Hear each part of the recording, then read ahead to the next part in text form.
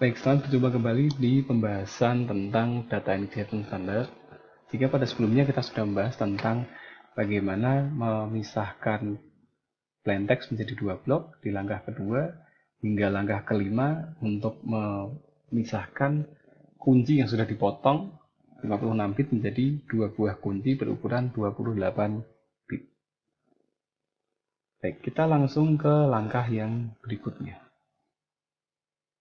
Nah, setelah kita lakukan proses pemotongan dan pengacakan dengan tabel PC1 atau permuted choice 1, maka langkah yang berikutnya kita lakukan perputaran dari setiap nilai C dan D untuk mendapatkan kunci sebanyak 16 buah yang disebut sebagai kunci internal. Nah, proses pergeseran akan dilakukan sesuai aturan ini.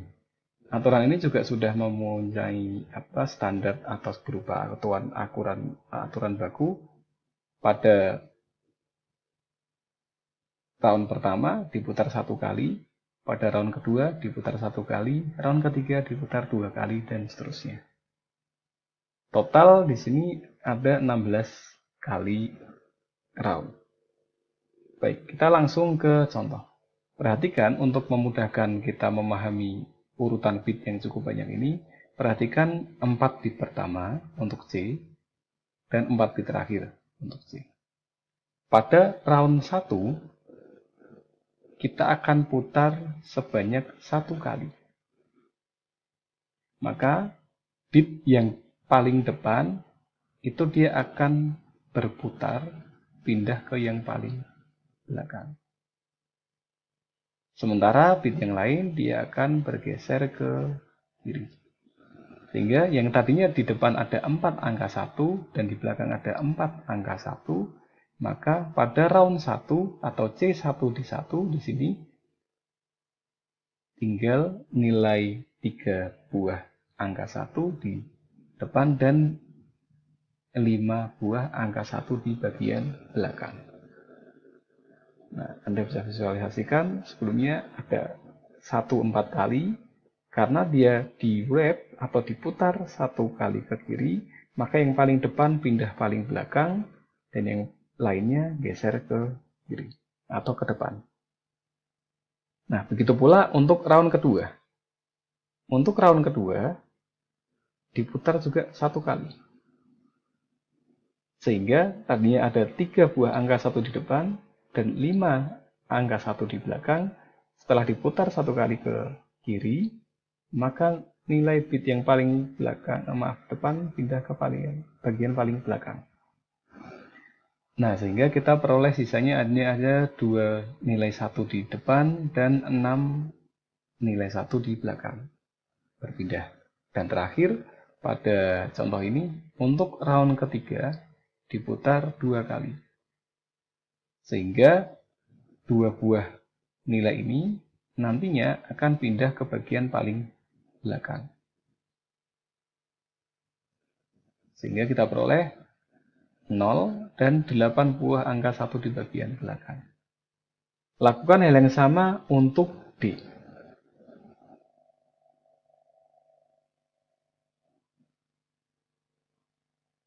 Nah, lakukan juga sebanyak 16 kali. Sehingga kita peroleh nilai C16, D16. Nah, nilai C16 dan D16 kalau kita cermati nilainya akan sama seperti C0 dan D0 karena total jumlah putaran di sini ketika kita jumlahkan adalah sama dengan 28 atau jumlah bit yang ada pada setiap bagian C dan D.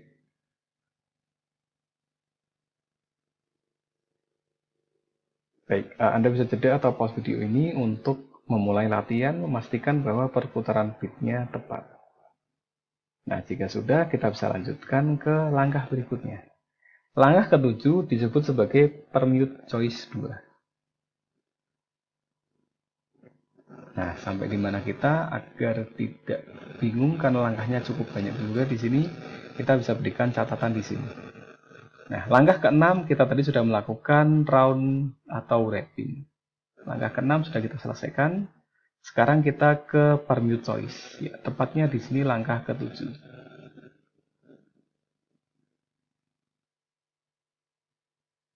Oke, di langkah ke-7 sama seperti tabel permutasi yang lainnya, tabel IP dan tabel PC1, maka bit ke-14 di sini 1, 2, 3, 4, 5, 6, 7, 8, 9, 10, 11, 12, 13, 14. Nah, bit ini, yaitu bit ke-14, kita letakkan di posisi pertama.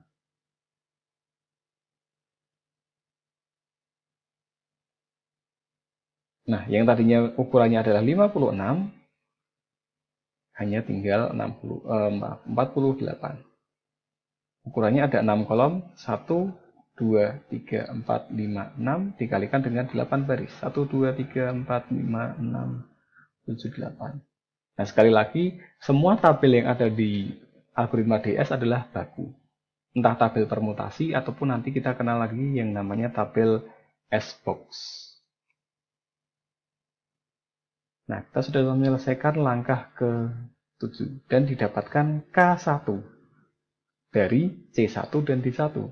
C1 dan D1 kembali disatukan, kemudian di permute choice dengan tabel PC2 mendapatkan K2. Lakukan hal yang sama hingga C16, D16 yang kita gabungkan, kemudian masuk ke tabel ini, setelah itu diperoleh K16.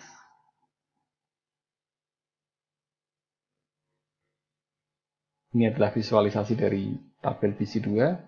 Nah, kita sudah dapat K1 sampai K8, K9 sampai K16. Nah, tentunya memang nilai biner di sini cukup banyak karena mode operasi DS memang harus kita pahami melalui representasi biner. Yang tentunya jumlah nilainya, angkanya cukup besar. Baik, untuk langkah ke-7 kita sudah selesaikan, kita mendapatkan 16 buah kunci. Ya, secara visualisasi kita memperoleh langkah ke-7 yaitu dalam satu bagian ini. Ya, dilakukan 16 kali putaran, 1 sampai 16. Untuk langkah ke-7.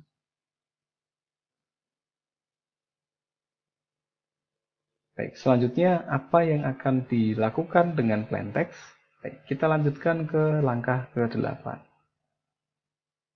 Nah, di sini Anda bisa jeda dulu untuk kembali memahami konsepnya, coba dilakukan proses permutasi dan pastikan hasilnya tepat sesuai dengan yang diberikan di contoh. Nah, jika sudah, kita lanjutkan ke langkah ke-8. Nah, sekarang kita kembali ke plaintext. Seperti yang sebelumnya sudah kita bahas, untuk blok plaintext yang kiri ya atau LI diambil dari blok plaintext yang kanan. Blok plaintext kiri yang baru diambil dari blok plaintext kanan yang lama, yang sebelumnya atau RI-1. Sementara blok kanan yang baru atau RI selain diambil dari blok kiri yang sebelumnya atau elemen 1 akan dilakukan XOR dengan proses yang disebut sebagai Feistel Zipper. Nah, di mana letaknya langkah ke-8 yaitu Feistel Zipper? Letaknya di dalam satu kotak ini. Ini yang tadi sudah kita bahas yaitu Feistel Zipper. Feistel.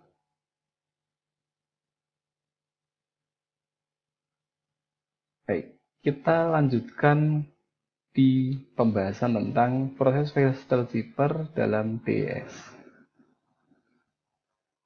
Ya, kita sudah sampai di sini. Sekarang kita akan bahas proses Feistel Zipper. Nah, di dalam proses Feistel Zipper terdapat satu yang disebut sebagai S-box.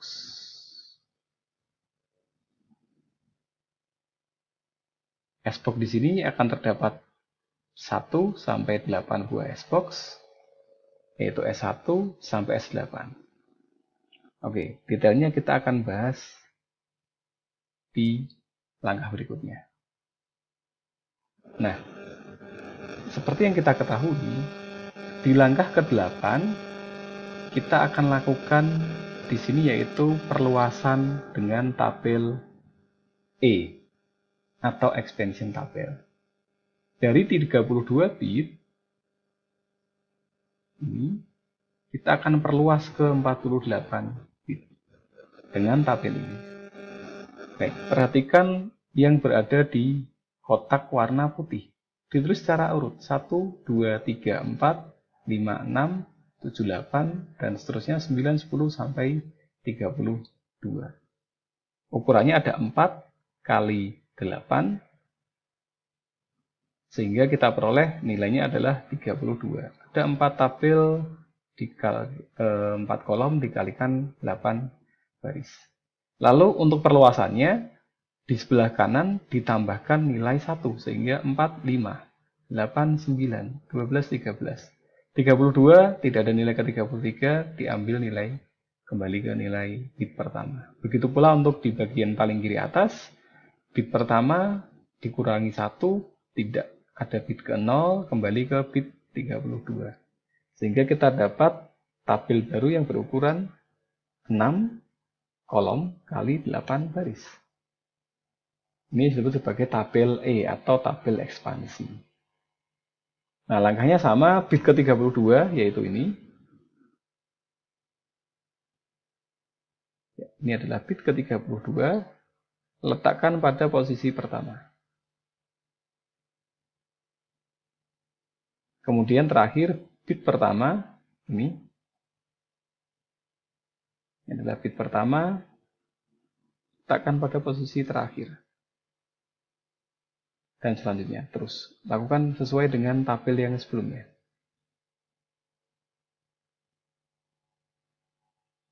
Baik.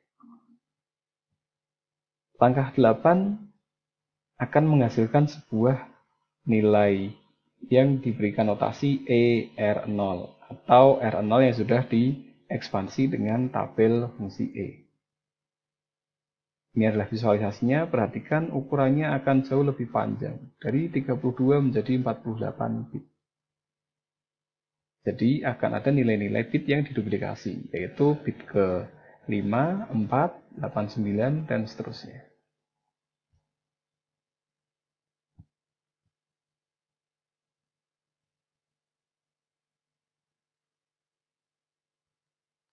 Baik, lalu bagaimana dengan langkah yang berikutnya? Langkah berikutnya atau langkah ke-9, kalau kita lihat di tahapan ini, maka kita akan lakukan XOR. XOR antara kunci dengan hasil ekspansi tabel E. Ya, langkah ke-9 kita lakukan langsung K1 dengan ER0. Perhatikan di sini ER-1 dengan KI, ERI-1 dengan KI.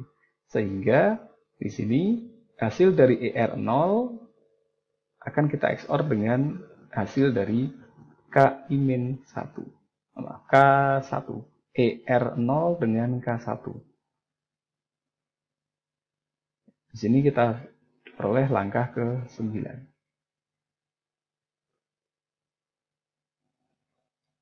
Sehingga diperoleh K1 kita XOR-kan dengan ER0. Ya, untuk fungsi XOR kita masih ingat, jika nilainya beda maka 1, jika nilainya sama maka 0.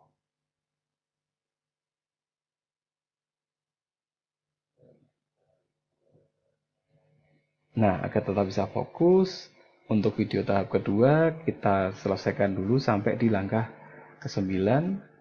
Ya, sampai jumpa di video bagian ketiga untuk pembahasan di langkah ke-10 dan seterusnya. Terima kasih. Sampai jumpa kembali.